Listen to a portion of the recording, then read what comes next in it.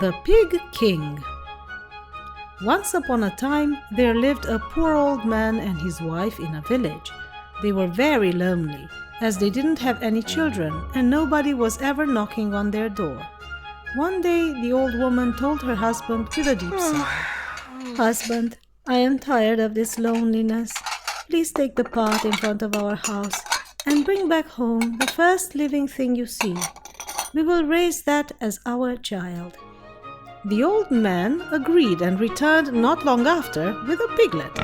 The old woman was all smiles. She took the piglet, washed it and tucked it in a cradle close to the stove, calling it her son.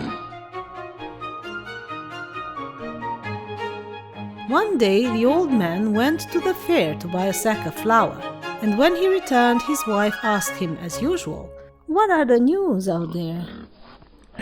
"Oh, well, my dear, it seems the emperor decided to marry his daughter.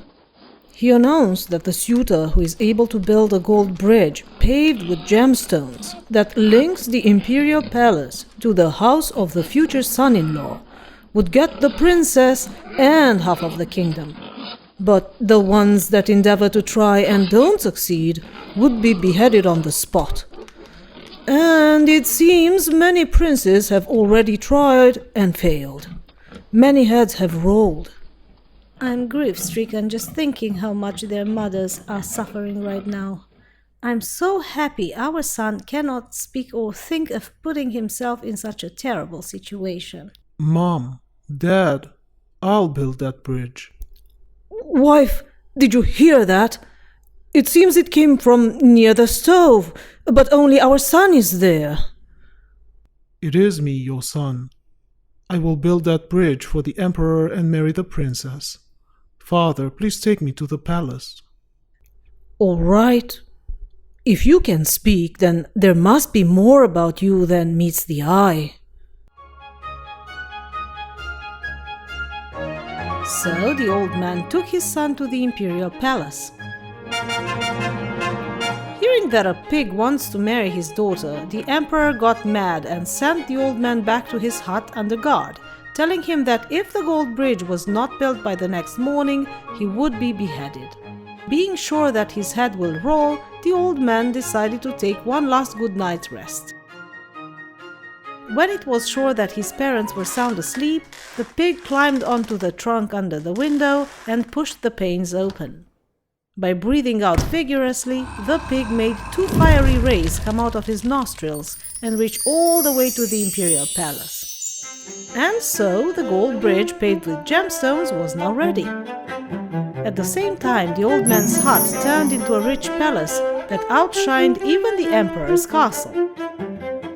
Seeing this miracle, the emperor had no choice but to send the princess to the groom's house. After the honeymoon, the young empress started missing her parents, so she went on visiting them by herself, as she did not want to be seen in the company of the pig.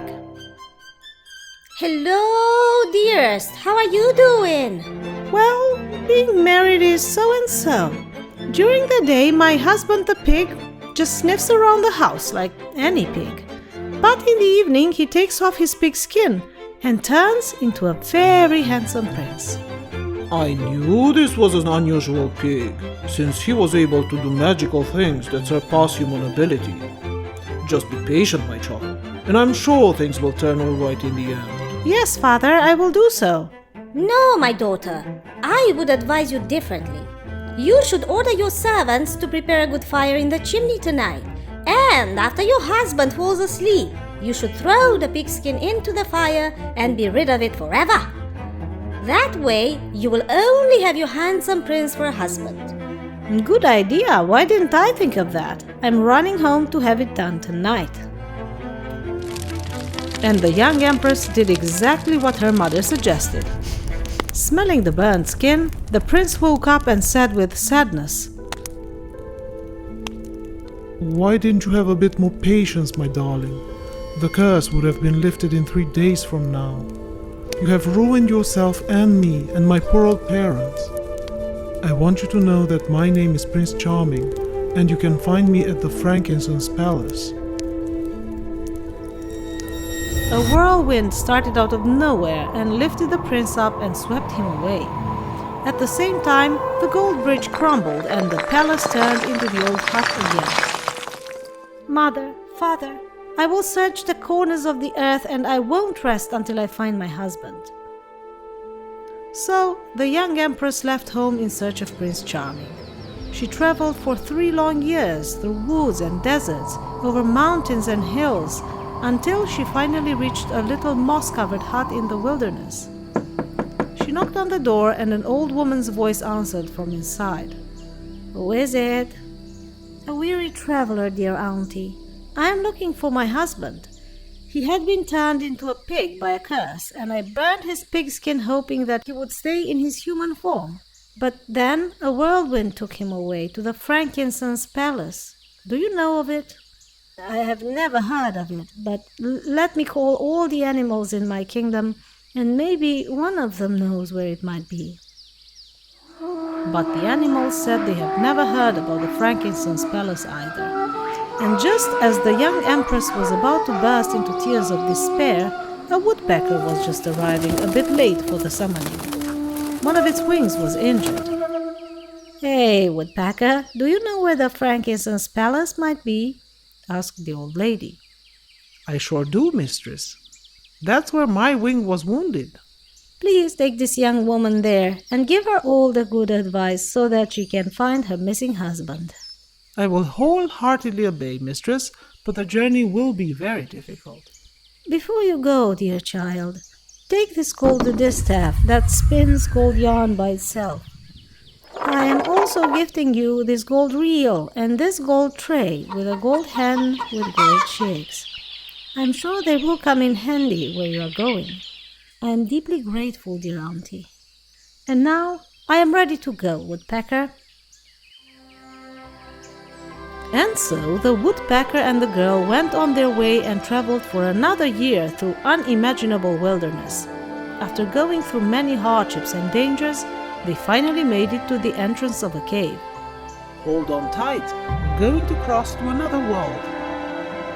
Oh, what a wondrous place! Look, there is the palace you've been looking for so long. Prince Charming is also there. Finally, my troubles are over.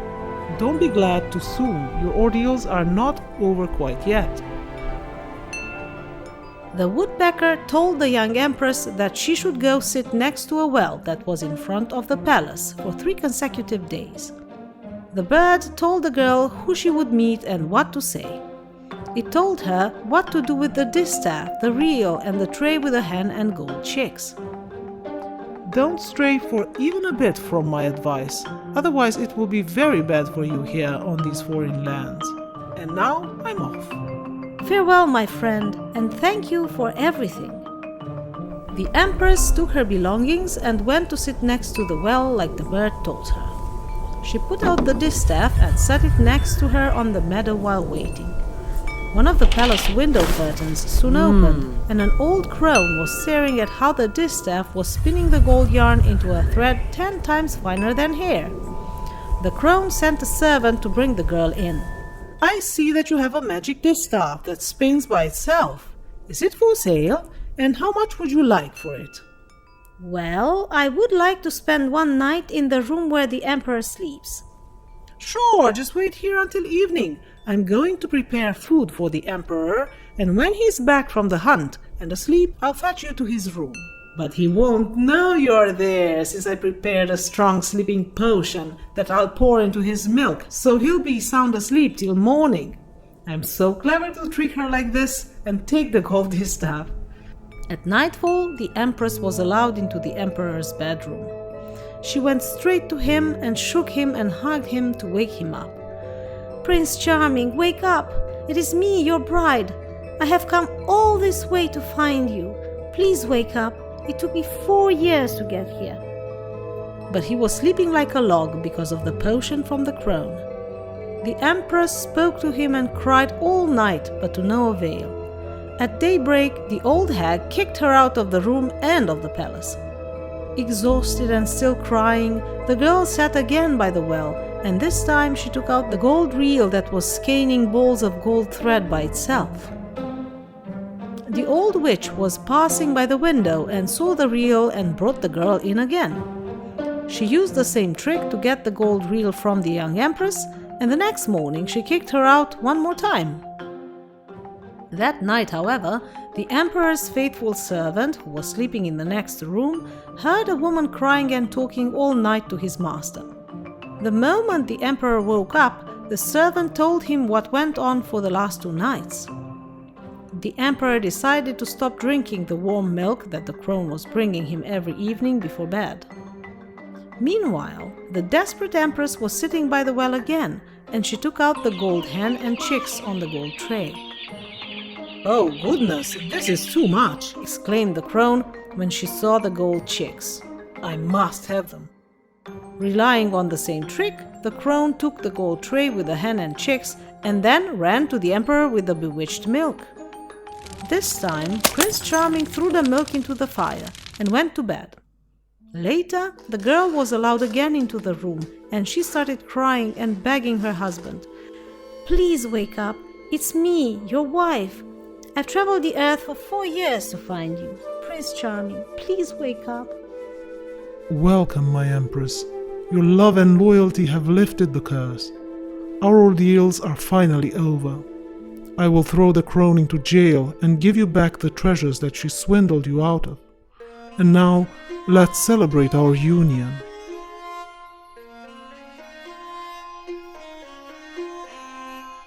And a great feast started. Prince Charming snapped his fingers once, and his parents, the old man and woman, appeared. They were dressed in royal garments and looked 10 years younger. One more finger snap, and his in-laws popped up, together with other kings and queens, nobles and knights. The merrymaking lasted for 3 days and 3 nights, and they lived happily ever after.